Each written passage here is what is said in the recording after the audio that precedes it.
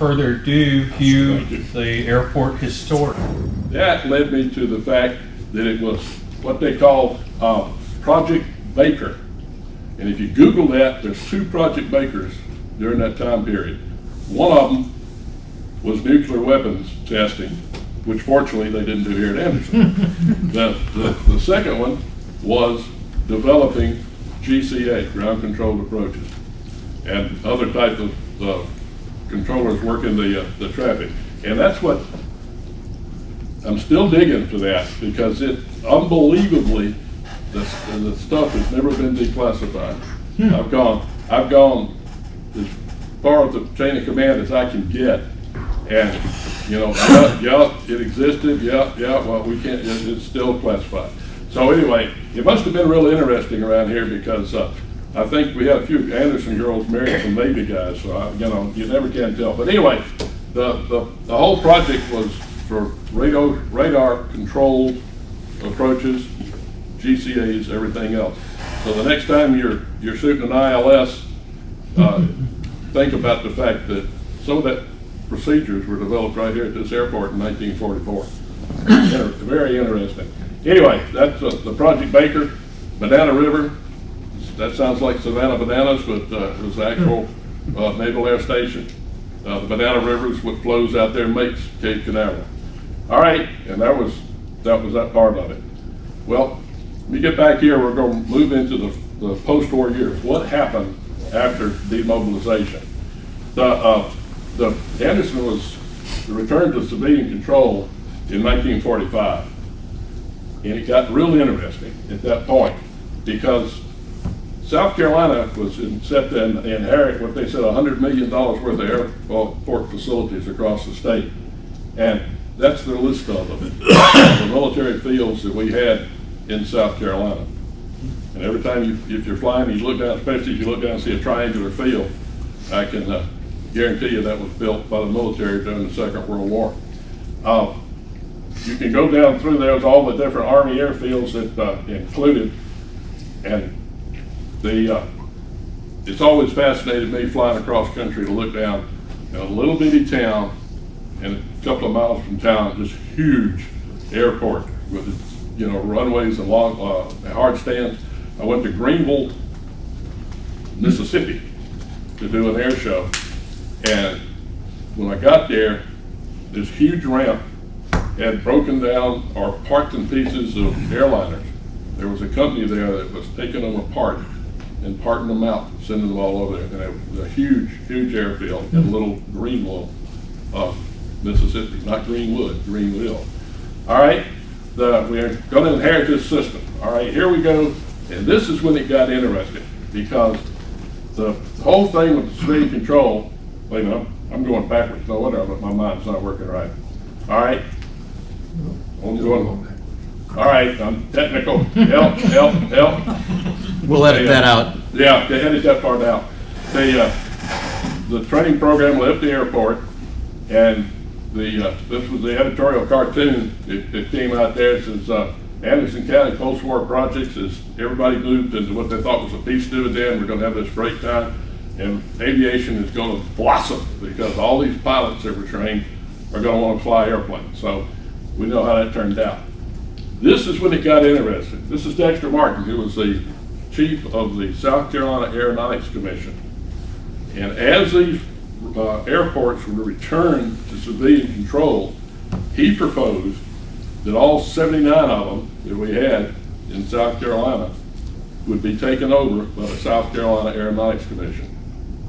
They would run them, and they would hire third-party people to operate the airports, et cetera, et cetera. Maybe a good idea, but I don't think it didn't fly here in Anderson, because the airport for every community, when the airport plan got underway, and our airport commission at that time, fortunately, said, wait a minute, we don't want to turn this facility completely over to the state to operate. So they had a whole bunch of meetings, a whole bunch of politics, everything else, and it ended up, here they are, there's Dexter coming to Anderson to make this proposal. Did it the jury room down at the courthouse, thought it was appropriate. And the commission was not, they didn't like the idea. They didn't go directly back at it, but they did not walk at it. And it was J.H. Sailors, Bill Farmer, George Hammett, Fred Pierman, Dairy Road, reviewed the proposal, and they made a counter proposal. And what the counter proposal came back, that the city and county, which owned the airport at that time, would maintain control of the airport, but we would like the Aeronautics Commission to maintain it. That flew. 25 years, it flew.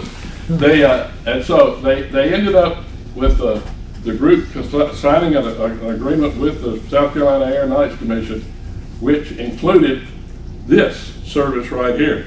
Now that one took a while to find. That is a truck, and if you look underneath it, you can see that there's two shafts sticking down. It had shafts on the bottom with blades on it that would spin around, and it was roadworthy, and they would drive it to the airports and go around and cut the grass. Can you imagine what OSHA would say about that today? And this one, the girl down at the Aeronautics Commission found this for me, of a picture of this truck down at Charleston cutting the grass. And I remember them coming around because they did that for 25 years after the end of the war. They came out and cut your grass at your airport if you were a public use airport in South Carolina. And as you notice, Anderson County has to cut the grass now.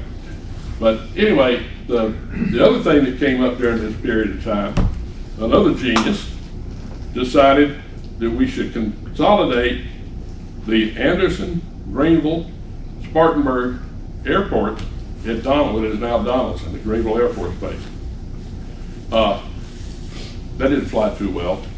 You know, people wanted the airport because here Dexter Martin said every community is going to have an airport. So that went off. But one of the things that I just threw that one in. I found that the other day. That's 52 airplanes parked on the main street in Lamar. They came in for the Breakfast Club. And I found out from Jim Zazas, they did not land on Main Street. I couldn't figure it out with the little cop thing there right in the middle, how they did that. The sod strip was next to it, and then they taxied over to Main Street and parked along that line. The next time you go to Breakfast Club and the airport's a little crowded, just land on Main Street. All right. As the airport, during that period, all this political stuff, everything else that was going on, there was one constant here at Anderson, and that was Ben Franklin. Ben Franklin Johnson, let me get it right. He earned the title of Mr. Airport. Some of you with no gray hair like me can remember him. But he was the stabilizing force for this airplane this airport from 1945 to about 1972, and right up to 1975 when we get into the FBO wars. Ben did a great job. His daughter is the LO driver, JJ driver here in town. She helped me. She wants me to write a book about him. Maybe. It's 78. That's a big project. But anyway, Ben was a contract instructor during the Second World War. He started flying before then, but he flew, instructed at both Woodward Field and Camden, which was Southern Airways project. He also did ROTC instruction for Clemson students right here at Anderson. So he was here, kind of like I said, the stabilizing force for all that period when he went through. That's just a foul picture of what you look like when you went to fly Stearman during the winter. This is government plane stopped at the airport. One of the things he did is kind of like what you guys did with this run on the runway. He kept the airport visible to the community. Remember, that was a period where everybody thought it was going to be great, and then it didn't become great because all these pilots coming home, they're going to buy airplanes, they're going to fly there. Well, it didn't happen. Ben wrote a weekly column in the Daily Mail about the airport, just what was going on. It was just kind of like a little newsy note about what was happening here, the people that were doing this, and southern. But he kept the airport in front of the people. This is a modified contract that they came up with. If it's out of order, excuse me. My wife just had surgery, so I'm a little bit. I'm Mr. Mom. Excuse it. the contractor went back to the State Aeronautics Commission. The only thing that the state would not allow was a 25-year clause. And that's the reason, once that ran out, the state no longer touched the grass. All right, this was his favorite airplane, at least according to his daughter. And it was Carolina Aero Service. They had 3 partners. They came out here and cranked this up and did a lot of things. You can see the type of airplanes. Mooney Mike. Say again? Mooney Mike in the center. Yeah, little Mooney Mike. Watch out for termites. The Cessna 120. And then one of the things he did, he trained a lot of veterans. The other picture that I had with the pre-war that the guy was getting less than $5 an hour wet. Yeah, that makes you wonder. He continued to do a lot of investing here. That's Mr. Pearman, Red Pearman Dairy, buying his first corporate airplane. Was that Stetson Voyager. And the state had one that had a particular little quirk. Above 6,000 feet, the engine would quit. And Ben has a great story about flying back from Charleston, trying to get above some weather, and the engine quits. And he says, surprisingly, the state bought a new airplane the next week. That's another picture there. The good old Dr. Killer, the V-tail Bonanza. Ben sold several of those. He was very strict on making sure that you didn't kill yourself in the aircraft. We see it today with people that go out, they've got more money than brains. They go out and buy a really advanced airplane. The Cirrus now. Yeah, the Cirrus. The first time I flew the Sierra Marchetti, the 260, I was moving it around to go into air shows. I was going into Naples, and they kept holding me high, and I kept begging to go lower. Because that airplane, you pulled the power back, you know what it did? It sped up. It was such a slick airplane. And so many of these guys that buy, like you're talking about a Cirrus, you get the nose down and you're above D&E before you even halfway accept it. And my story about flying into a thunderstorm is not as part of that one. The other thing that Ben did is, didn't realize what went on here, was at the end of the war, he started buying these AT-11s, D-18s, and modifying them into executive transport.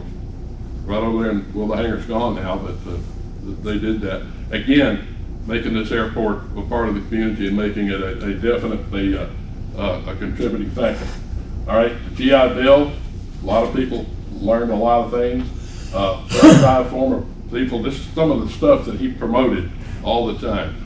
A weekly column, what's going on? And the veterans learning to fly, all of this publicity, going back, and I go back to the runway run and all that. You don't know how important that is for keeping your airport out in front of the public, because the average person thinks this is a rich boy's playground. They have no idea of the economic impact that the airport has. But that was another thing to do. In 1965, he got this airplane, which was being stored up at Clemson. And that was built by the Clemson Aero Club students. It's in the State Museum now. Exactly.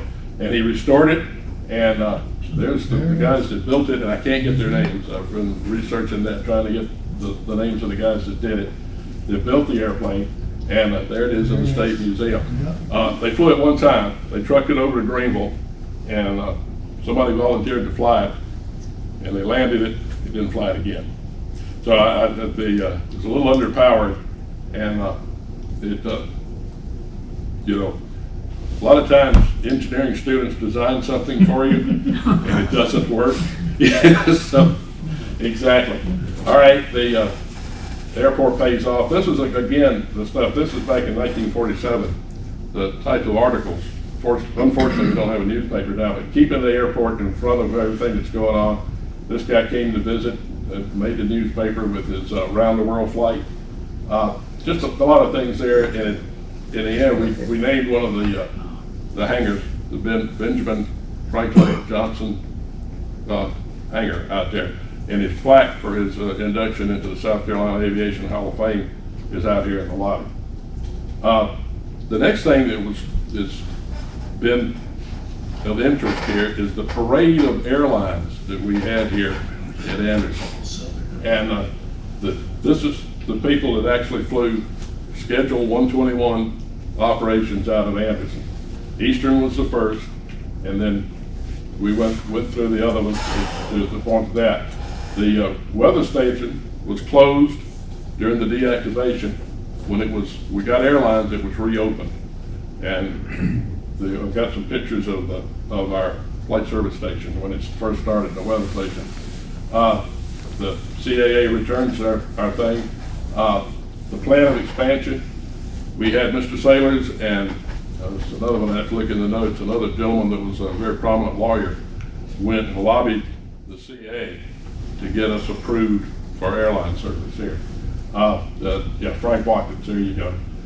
He lobbied the Civil Aeronautics Board for Anderson's airline service successfully, and we ended up that we were approved for 2 different airlines coming here. Remember, this was a period when airlines were extremely well regulated, and the mainline airports serve the airplane company, and here is Ben Johnson and the other people reviewing Eastern coming into to Anderson, setting it up, and this was in May of 1947. I've got the names of all those guys, but most of them are dead, so nobody knows. Okay, the bids were asked for the terminal work, and I don't remember, how many of you remember our Art Deco airplane terminal that we had years ago? It looked like something you'd find on Miami Beach. There it is right there. It was a modification. They put the aluminum panels on it and everything else, and got that thing done for, let's see, I've got the price in there. The price was like $70,000, $80,000. I mean, you know, we're sitting in a building right here that cost several million. The Trunkline Air service starts tomorrow. It was a big deal. They had the opening, the first flight that Eastern came in here was flown by, I've got his picture of this man right here, who's an Anderson native, World War II pilot. He was normally flying the Miami, Chicago-Miami route, and they had him come in and fly the first Eastern Airlines to Anderson, which was a DC-3. And there is the start, which was October 15th, 1947. And I love the hats. The way that worked out, and it was, like I said, it was a big deal. People like Oldham Johnson and Strom Thurmond, who were, let's see, at that thing, I think Strom was the governor, and then Oldham Johnson was a prominent senator. All came in here, big deal, great big deal. It was broadcast nationwide on one of the networks, radio. Here again, little things, you know, you never think would have happened here. This was supposedly a picture of the first guy to buy a ticket for the airline flight. And it turned out he wasn't. This was the first guy. But I don't believe he's as photogenic as the first one, as the other guy is. But he got a ticket, Colonel Pickens got a ticket very early, when they first started talking about it. He bought the first ticket before they even had the airline scheduled. So it was a pretty good deal. And I thought this was excellent, again, a editorial cartoon that was in the Anderson Independent. It says, all right, show it off, don't forget you gotta keep it. And that was the challenge. And it's been the challenge for Anderson's aviation service. As you look at the route, Anderson between Atlanta and Greenville, we were a short stop. I actually came in here as a kid, preschool. When my dad was stationed and was sent to Miami, we was Western Electric at that time, to install a telephone system. We moved down to Miami for 3 months, and we flew back, which I didn't. Maybe that's what got me the bug, because we left out of Miami on a Constellation, landed at Atlanta in the old terminal, and switched to a DC-3, and flew into here, and then landed at Anderson, and then landed at Greenville. And the thing I remember most about the flight was it was bumpy. You didn't get much altitude. It was the cockpit door opening and closing. I didn't get sick. My sister did, but I didn't get sick. And that was when they shifted off to the Martin 404s. We had Martin 404s coming in here for a number of years. And then one day, Life magazine and the Eddie Rickenbacker came to Anderson. And there's that terminal we're talking about. Rickenbacker, of course, the World War I pilot. He was president of Eastern Airlines and made it work. People said he ran the whole airline out of a briefcase. And there he's, check it out, and that's a great picture of the old terminal. And I always loved it because there's notations about the fact that they still had pot-bellied stoves inside there with the stacks coming up. And Rickenbacker was a stickler, making sure everything was exactly right. And we went on here, and then Captain Eddie talking there at the counter. And then, of course, this one, a guy here in town sent me, Jack McAllister. This is a picture from the 1958 or 1959 when they took his dad out to get on the Eastern, on the Martin 404. He was going to Dallas. And then again, that's taken off the ramp here. And right up at the top, you can see that sheet metal, which was that Art Deco in the front of the terminal. And Eastern Airlines ceased operations January 19th, 1991, after financial struggles. Like a lot of organizations, it was bought by a company that we would call it a hedge fund, something like this, and they ran it into the ground. But the airplanes were bought by Southern. Southern operated here, took over all the Eastern routes of the small stations, and then again they acquired all that equipment and continued to fly in here. And if we had sound, I would have brought a great song about flying on Southern Airways. My butt is tired flying this Martin 404. And the chorus says, "Hear the rumble and the roar as the Martin 404 tries to accelerate and just barely clears the Sears department store." All right, little advertising sign out there. Fiberglass capital of the world, that's no longer effective. Shows how things have changed. The Piedmont commuter came in, they tried to make it. They were here about 18 months, lost $500,000 trying to fly productive routes out of there. They announced they were quitting and in December of 1986. And they had lost at that point, like I said, $500,000 trying to get and attract people to fly here. And so then we had Bank Air come in. Bank Air was formed by Francis and two flight instructors at Columbia. Slipped my mind, but anyway. They started flying checks. You can imagine having to do that every night. They flew canceled checks from banks to banks because of, there was no internet. It had to be done.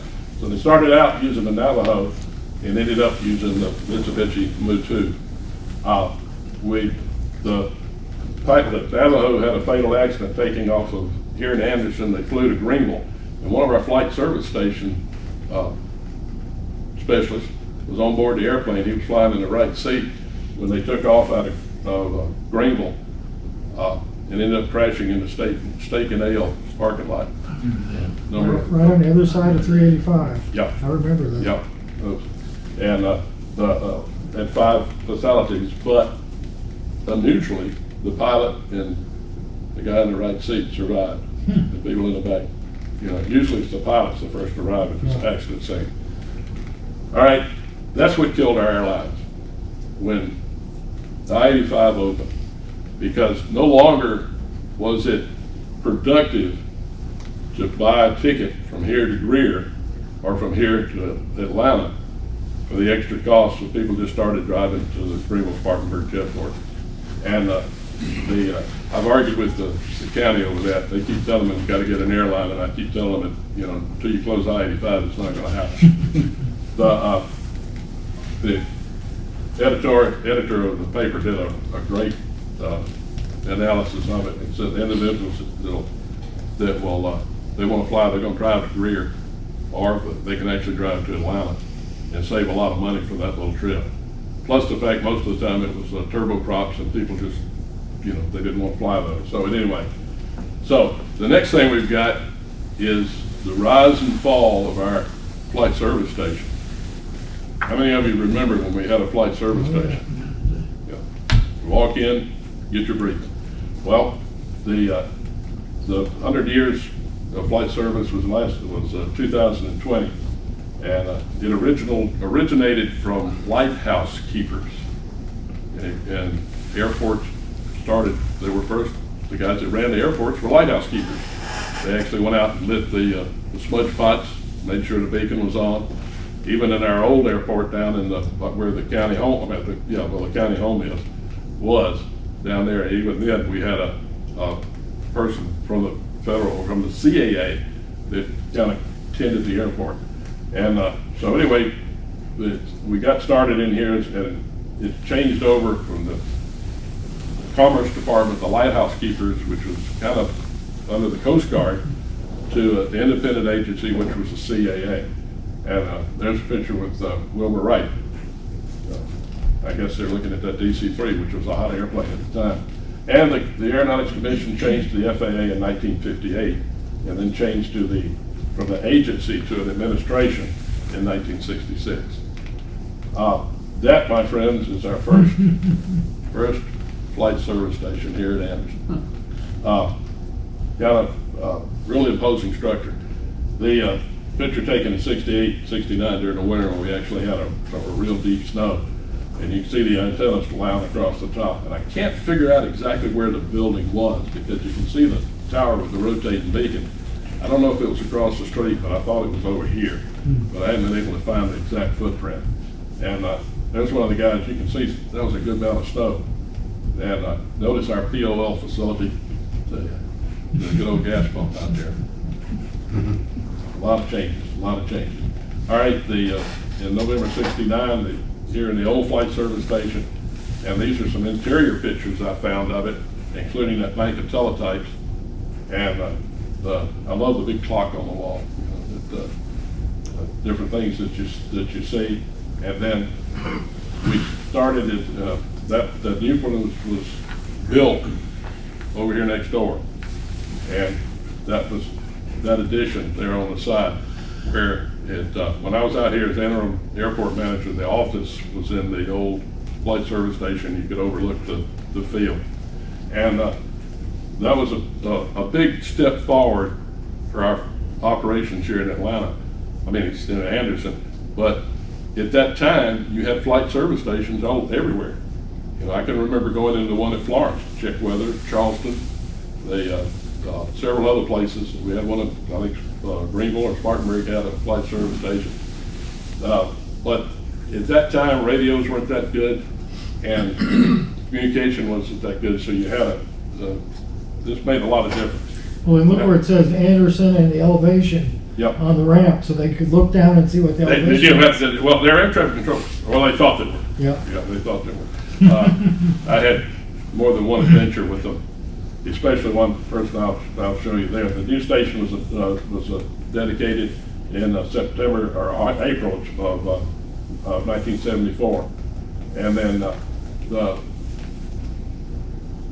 was just some of the people that were involved in the setup. This is some interior shots that I found. You can tell if you've never been in the old office over there where they were with the teletypes and all set up around the edge, the radio stack. And at one time we had a crew stationed here in Anderson that was doing airways equipment maintenance. Now they come out of Greenville, Spartanburg. They drive down and do the checks and all this. I got a call back from them when I was playing airport manager that they forgot to take the dime off of the ceiling sensor. And would I go out there and take it off? Because the ceiling here was being recorded as 0. So I kept that down for a while. I think that's the only thing that the FAA has ever given me. But all right, there was where you get your pilot briefing. Right there, walk in, service counter, the other views from inside. And that, I believe, is Joyce Belleville. She was Belleville who worked here. Joyce was a piece of work. She's the one that thought she was an air traffic controller. And when we did that flyover of the Clemson football game with a whole bunch of warbirds, I was the air boss, and I was in one of Reed's rickety old 150s orbiting high over the stadium. And when I got on the ground, Joyce jumped all over me because who authorized you to use that frequency? Because I just picked a frequency. And she chewed on me, and I finally said, Joyce, if you're going to violate me, but this conversation's ended. And that was it. Then she started taking pilot lessons, and her whole attitude changed. It just, you talk about somebody that became customer service oriented. She did a great job. She died several years ago. I used to see her every time I voted because she worked as a volunteer at the polling place. And she would usually tell me I couldn't vote. But again, the other people that work here, and then the Anderson County trying to attract the consolidated flight service station. The geniuses inside the Beltway decided that we didn't need all these flight service stations everywhere. We needed to go to every state, and they would have one consolidated flight service station. And that's where we ended up. The Anderson won that competition. I think Butler Derrick got a little bit to do with that. And we got the consolidated, South Carolina Consolidated Flight Service Station right here in Anderson. And the information, this was in 1984. There's the South Carolina Aviation magazine saying that we got the station to be dedicated, blah, blah, blah. We went through all of that. And a lot of explanation. And one of the things this brings up is the fact that we have a local newspaper, and I can find this information. It's not being preserved today, not at all. And it's unfortunate because somebody that follows me trying to figure out what happened to this airport after the paper closed is going to have a hard time. All right, there's the new station. There's 5 years of planning, typical government type deal. And then after we get it open, they decide, well, wait a minute, why do we need one in every state? We'll just consolidate everything. And that's when Lockheed took over the flight service station for the whole nation. And be aware, it's coming. Get your weather briefing. You are going to have to put a quarter in your telephone. There it is. The building out there that's right there became our 911 call center. And if you look at the top of the building, you still see the antennas are up there. Yeah. It's still being used as a communication base. But at least we put the building to good use. All right, and it's Lockheed Flight Services. There's an interior shot of what it looks like when you call or you talk to those guys on the radio. It is about like when you call technical service and the guy says, "Good afternoon, my name is Bruce." Well, it's almost the same thing. It's a bullpen, and they have, everybody's there and they have all the information. But I miss the interaction, that one-on-one, walking up to the counter and the guy pulling the maps out and pointing here. You know, I think you can get around that front going here, this type of stuff. You don't get that today. All right, now we get to the ugly part. Now turn that camera off. This is the good, bad, and the ugly that went here at the airport in 70s and 80s and right on through the 90s. I call it the FBO wars. And I have to admit now, that I was in the middle of it. The Anderson County, why did Anderson County become the fixed base operator here at this airport? It's a long story. All right, and as you can see, Lady Justice is standing there because there was a lot of lawsuits that went back and forth before this thing was settled out. There's my full disclosure. I didn't work for Reed, but I worked with Reed on quite a bit of things, a lot of different airplane maintenance and all the rest. And I got to fly his toys, so I put up with him. We'll talk about that. A lot of people that dealt with Reed over the years,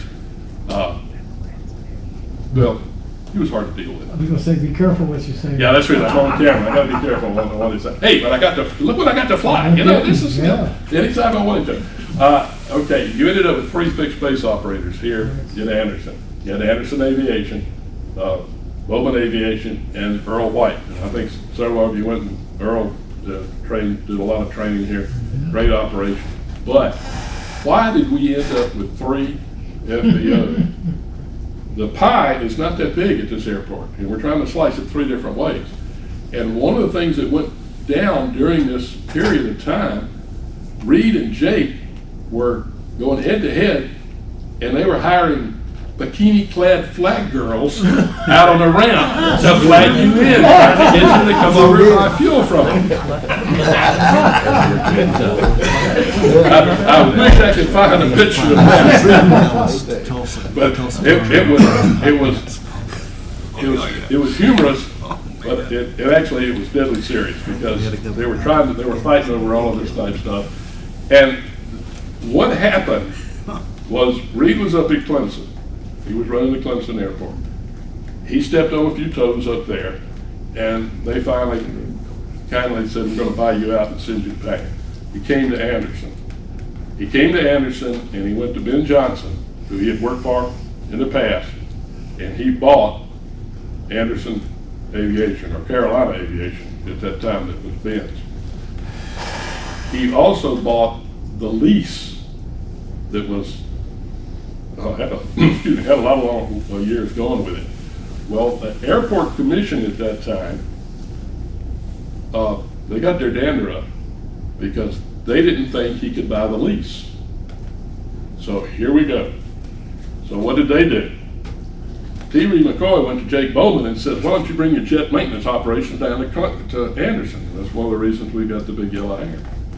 That was built for that.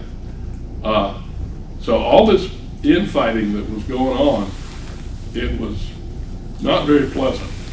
And politically, it was suicide for the airport because you ended up with a situation where this was one of the lawsuits where the airport was commission was investigated by the FAA and the federal government because of the leasing and arrangements you do. Remember that anything that happens on this airport, because we accept federal funds, you're subjected to federal regulation. So it really got dirty. It really did. And this is when Reed bought the thing and came in here, and this was some of the headlines that were being published at that time. Asset or liability. And one of my friends, fortunately, we're still friends, on the county council at this time wanted to sell the whole thing. Get rid of it.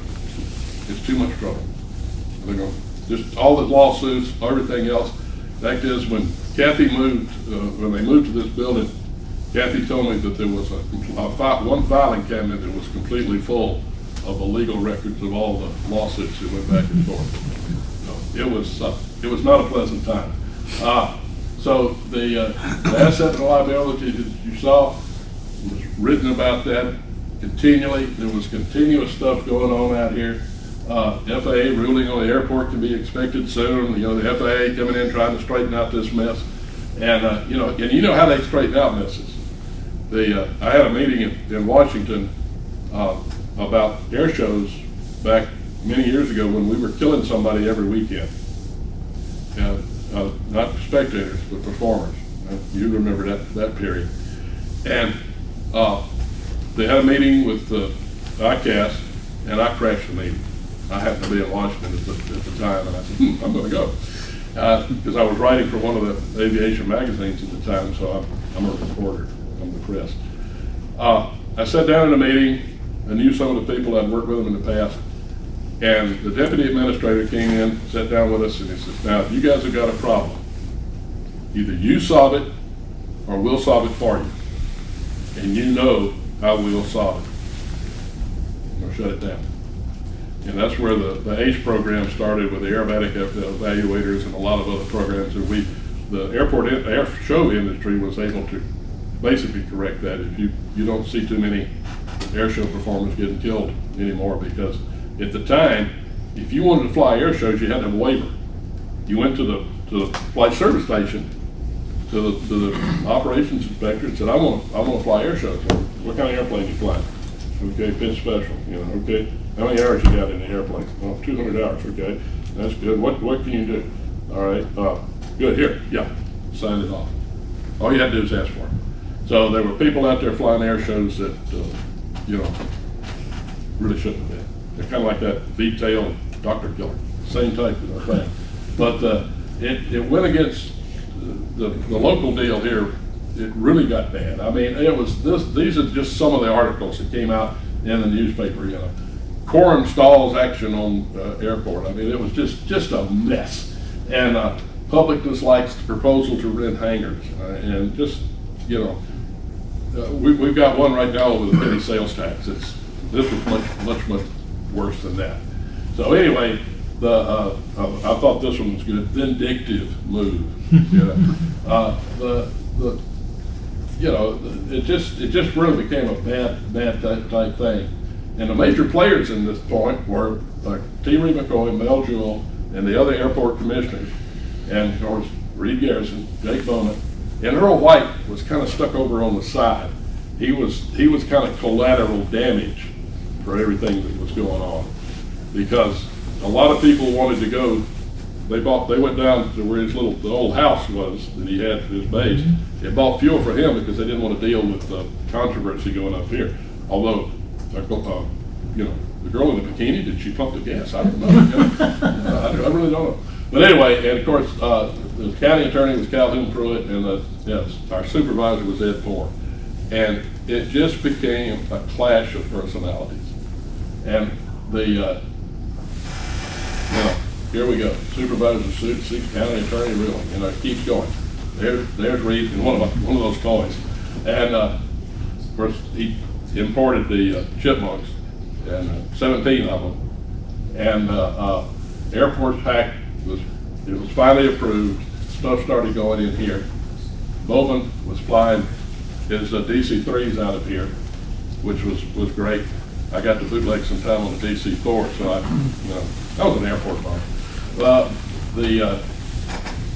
Then he had the DC-4, he had a collection of DC-3s, which plays into one of our other little scenarios here at the airport.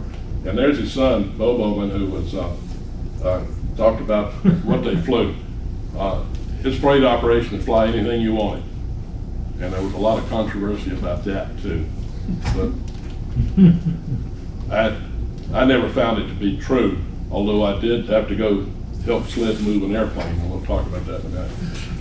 The aviation group, the airport commissioner violated leases. It was just terrible. They voted down all this kind of stuff. It just continued. It was 20 years of just complete mess. And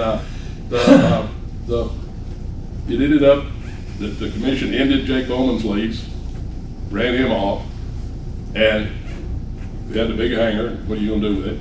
Well, we did get something done with it. White's Aviation wins bid to lease airport space.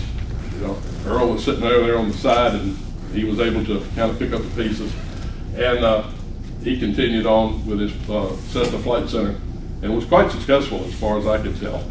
I never took any flight training from him, but I understand that he and his son were both great instructors.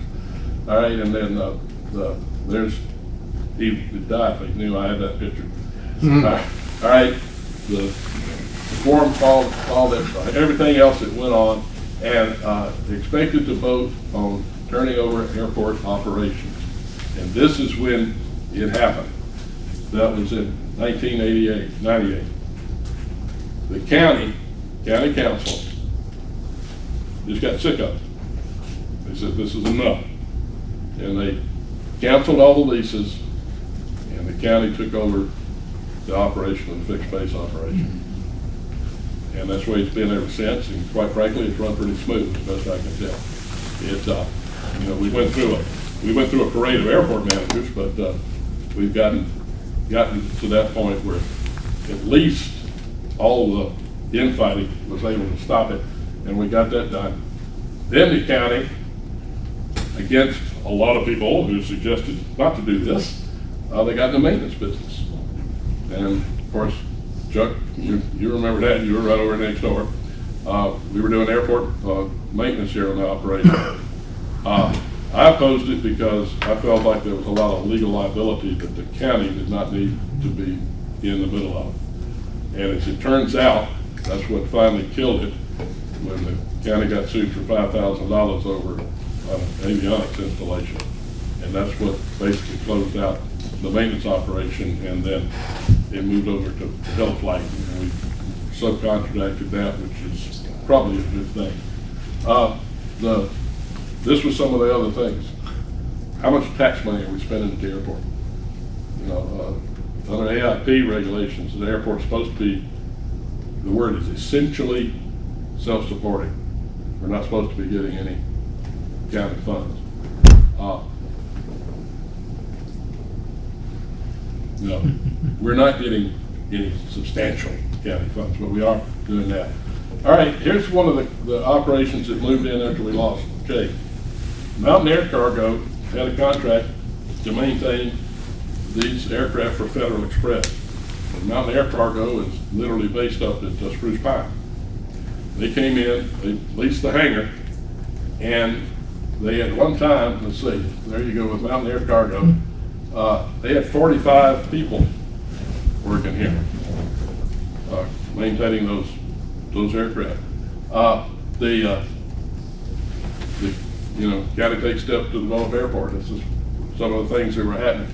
Unfortunately, because of the county's reticence to extend long-term leases, this goes back to the FAA, to the FBO board, to grant long-term leases. Mountain Air Cargo couldn't give a long-term lease on the building. So they did. That's a close-up of working on the engine in the old hangar. This I thought was good. That a lot of Dutch pilots came over with that airplane, and they loved the area. They didn't like the weather, but they loved the area and the people. Cargo to leave the airport. We lost them, and we've done that a couple of times. And finally, that is starting to change with the new corporate hangar that's going up here. I think they gave an extended ground lease. At one time, Scooter Yoke, if you're in the air show business, you know who he is. He has a P-51. He does a P-51 maintenance operation. He wanted to come here, and the county just was, they wanted to give him a 5-year ground lease. And then whatever he built went back to the county. And, businessman doesn't want to do 5 years. So Scooter went down to Aiken and bought a whole airport. So, several things along that line that the county council never realized what a gold mine this could be. And that's always been a problem. Fortunately, that's changing, and Brett's doing a good job. He's doing a good job of putting that forward. That's where they went. They went over there and built a multi-million-dollar facility in Kinston, North Carolina. And it could have been here. It really could have. Now, here we go. This is another part of the good, the bad, and the ugly. During this period of all this mishmash and everything else that's going on, Anderson developed the reputation as the import capital for drugs. We had a lot of it had to do with Jake's operation here with DC-3s and DC-4 coming in here at all times of night and everything else. With a drug plane land, nobody thought anything about it. Hey, it's just another airplane. And that's the reason the suspicion went over on Jake. This was one of the file photos. They were caught. I believe weight and balance. I think it would be interesting to do that. That was a plane that was captured here. And there's another one, Luke from the drug bust, that they were able to strip all this out. And this one, you see that DC-3 that's parked over to the extreme right on the air? That DC-3 was brought in here, parked in among Jake's airplanes, and it took a week or so for somebody to realize that that's not my airplane. Where did it come from? And at that time, Bob Licata was down at the sled, and he called me one afternoon. He says, "Hugh, can you help us move a DC-3?" And I said, "No." And he said, "Well, come on out here and help us find somebody." So I came out here, and the inside of the airplane was covered with those little valves that they use to check, for drugs and everything else. It was parked over there. Well, they finally towed it over here to the opposite side of the airplane, put chains on the propellers, and it stayed there for an awfully long time before all the legal stuff got straightened out.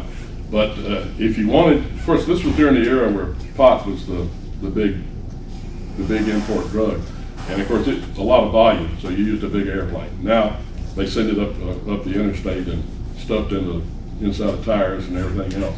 But it was 1980. This was again part of the problem. This was one of the articles that came out about the black helicopter that chased these guys.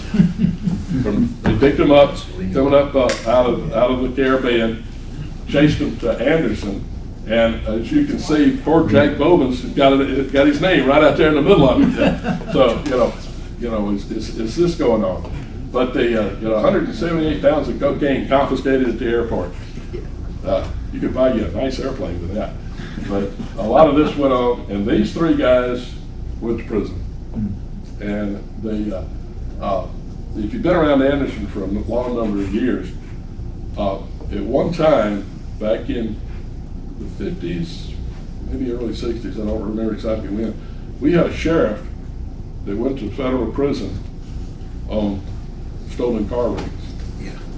Anderson had more licensed used car dealers than any other county in the state. And it was, it just moved from one to another. So these three guys got federal charges, went to prison for hauling drugs into Anderson.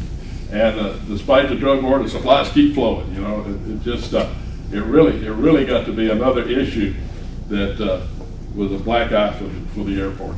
And airport security, at one time we had a security guard that stayed out here 24 hours a day. They took that off in 1986, and it was a big, hubbub about that. But fortunately, it didn't go that way. He was shining lights up as you were landing. He did me and Cody. Yeah, It was in my dad's 210, and he was shining while I was trying to land. And I thought I was going to kill him. when he taxied over and wanted to know what we were doing, I was ready. If it hadn't been with him, I would have. Yep. Well, there's nothing worse than you're trying to land, somebody shines a light. I mean, it's like big spotlight. It's like big one spotlight. day, is this looking around? He's holding it like this, standing out from in the runway. One of the outcomes was Duck Cooley was the sheriff, and Taylor ran against him, and Taylor was a TV news guy, and he defeated him. And my story on that was that I'd worked with Taylor, because I'd worked with WFDC at that time on several different projects, and we didn't think he was going to win. We're all down there at what is now JC's for the count the vote party, and when the box came in, there was honey at that box, which was Duck Cooley's home base, and he had won that box. It became obvious to us that he was going to win. Well, can't remember the man's name, Caldwell, who was a retired Secret Service for the presidential detachment. He and I got Taylor, along with Joe Davenport, if y'all ever mentioned that. We got Taylor and tried to take him to Greenville because we thought somebody would try to kill him. I mean, really, it was that bad. And he refused, and he wanted to go down to to the rec center where they were counting the votes. So Joe Davenport and I, we're coat and tie, we're sitting up there, and we're standing behind him, wearing sunglasses at midnight. And I told him later, I told Caldwell later, I said, do I qualify as a Secret Service agent? He said, well, you look pretty intimidating, so that was pretty good. But anyway, that was the reason, all this dope smuggling and everything else. And again, the airport's right in the middle of all this. It's part of the problem. And that smuggling operation finally wound down just more from the economics than from the law enforcement standpoint, because it became cheaper to get the mules to bring it in and bring it up I-85 like you hear all the time now, than fly it in. And I've got several offers over the years, because I had a 180 that, could you make a trip down to Mexico for us? We're willing to pay good money. And I'm sitting there in the back of my head saying, yeah, 9mm, no, not gonna do that. But it was a bad time. And of course, the airport today, Brett, I got a picture of him there with his dad. He's done a great job. A lot of us were a little bit hesitant when he got the job, but he's really done a great job. And I've told him so on several different occasions. When he first told me that he was going to apply for the job, I said, well, you may have to change your last name. But he has done it, and he continued to do it. He's the reason we got the new runway. He went to Columbia, down there before the Aeronautics Commission, and was able to convince them that we needed the secondary runway, and for them to give us a $6 million grant to get it done. So if you ever need to use that runway, you can thank Brett for doing the politicking, because it's very unusual for the commission to grant rehabilitation of a crosswind runway. Which if you fly a tail dragger, you understand, but that's neither here nor there. How many of you have seen our fire truck? It's right over there. We've got certified firefighters over here that work with the FBO. And then of course, this is just some of the corporate people that come into this airport. And that's the key to the success of this facility, is the fact that our corporate people support us. We can't fly airlines out of here, but this is more important. And I told the Arthrex story in the first time. And these are some older pictures, but just showing that ramp out there. This is pre-COVID, when it was just flat covered up with corporate aircraft. And the one down there in the lower right, that was Bon Jovi, I think, that came in at 727. We get a lot of military, CH-47. They come in here, fly in here at night, because our runway lights are controlled. It's dark, and there's a hole right off the side where it's 3-3. They actually get down in that hole with their night vision glasses, and the only thing you can see is the rotor turning over the top of it. I asked them one day, the FAA said we had too many beads, the little glass beads on the runway that showed up at night. Everybody was trying to figure out how to do that. They were down here one afternoon. I said, can you hover taxi from one end to the other of the runway? Blew all those beads away. These stopped, this was way back in '97, that these three Jet Rangers stopped. They were on their way to Kosovo. And then of course, we got the heliplanes come in, and has really established a very nationwide reputation for repairing in the Bell 47s. Still a lot of them flying, and they're got a real solid reputation for that. There's one of the ones that they just overhauled. Goodyear blimp. This is one of their favorite stops, as they're going from place to place. We've got a large property out there, and the traffic's not that dramatic. We had the Shark Week tank came in, and these guys spent the night with us one night. They circled around Anderson for a couple of hours because they had to wait for their trucks to catch up with them to lure them. And of course, this was a great one. that I found back in 1949. If you saw the bridges of Cocoa Reed, you saw, what is his name? The little short guy, flying, leads in the rescue mission. And he on his way from Fort Bragg, stopped for fuel. Yeah. And then this is one that was, that's a Russian hind that stopped on its way from to Fort Rucker. It was captured. Secret squirrel again. And of course this one's Bon Jovi, the 737. Back when we had 3,000 foot runway, can you imagine putting that beast on a 3,000 foot runway? And there's the old flight service station in the background. Then just other corporate stuff, 79. That's our threat jet. And then here's our CH-47s flying at night. And this is where these guys were taking those. The freight operations that we got, the county purchased a Fort, which they rent out to these people. And we had a C-17 land here in 2013, again, when it was a 3,000 foot runway. And what it's supposed to be, and then, of course, they came up from Charleston. And then this is an interesting story. We had a F-105 that was right across the street here, a derelict. It had been brought in by, it was donated to a local group, and they were going to restore it. And there, there was the Blue Ridge Air Clubs. I got that, and that area is unloading the fuselage. And this is not that one, but they worked on it until the Air Force came back and says, no, you haven't met your qualifications to restore it. And it went to Ohio as a memorial to John Glenn, one of the Air Force. And then Eric Miller, who is based here, he has a hangar over here. He also has an operation up at Clapham. Eric is restoring the B-24, like this one, and a B-17. He's already manufactured the cowlings for a B-17 that went to Israel, and he's in the process of building the tail feathers for the Liberty Bell that crashed and burned several years ago. He's redoing those. Something that, again, a little hidden operation here. There they are working on the 24.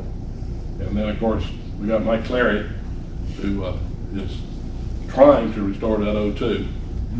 And he has several helicopters that he's working on. A lot of these things you just don't see here because a lot of them taking place at off hours.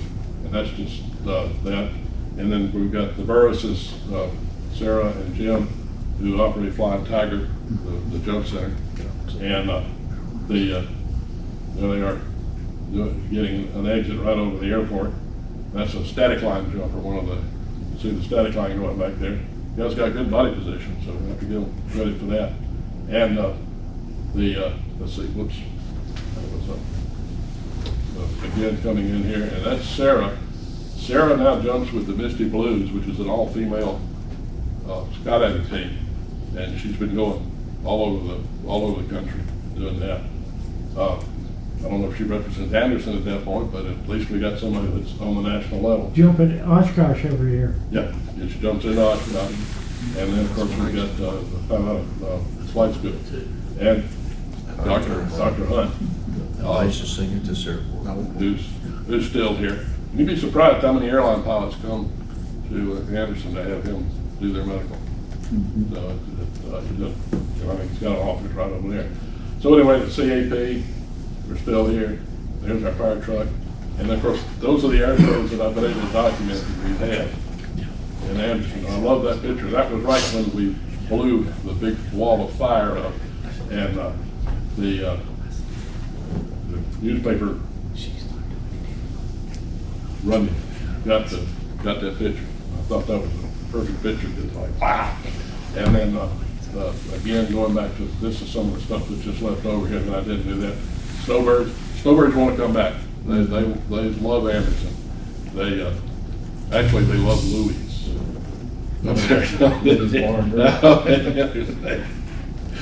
That's kind of bad. We got a local bar that's got a reputation of cannons. And then of course there's our wall of fire. And don't be overly impressed, we had enough dynamite and gasoline for 2 walls of fire so we combined them.